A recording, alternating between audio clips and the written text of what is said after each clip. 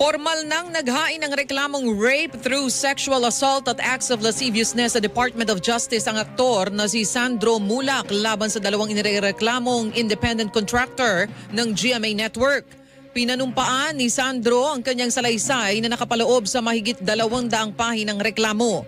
Base sa kopya na nakuha ng GMA Integrated News, sa pamamagitan ng text ay inimbitahan umano si Sandro ng TV director na si Jojo None sa hotel room at binanggit na ikakas siya sa idinidirect nitong programa.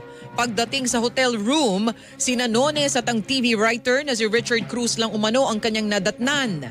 Pinilit umano siyang gumamit ng kulay puting pulbos na nauwi sa matinding pagkahilo. Doon na umano nagsimula ang pangahalay sa kanya ng dalawang lalaki. Sinubukan umano ni Sandro na pigilan ang mga ito pero hindi umano siya pinakinggan. Sa isang punto may ipinanood pa umano si Nones kay Sandro na